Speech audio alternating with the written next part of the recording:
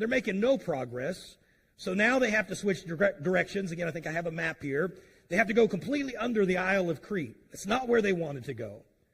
But because of the weather, because of everything against them, they find a port or a place to dock that is known as the Fair Havens. You may have this information in the back of your Bible if you like maps, or go home and kind of follow this later as you read it. As they come to the Fair Havens, they spend quite an amount of time there, just probably hoping to be able to stay through the winter. But they find out this is not it's kind of a unique word they use. It wasn't commodious for the winter. In other words, they probably didn't have any real resources, no real shelter to really hunker down and spend the entire winter.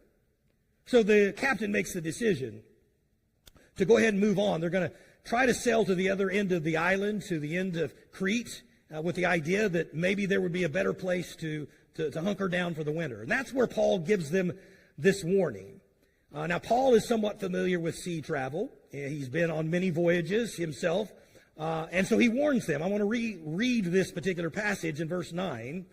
It says, when much time was spent and sailing was now dangerous, he says unto them, Sirs, I perceive that this voyage will be with hurt and much damage, not only of the lading of the ship, but of our own lives as well.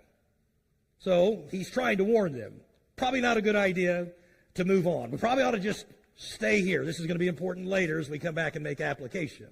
So Paul is trying to plead with them. Just let's just wait it out for a while. Let's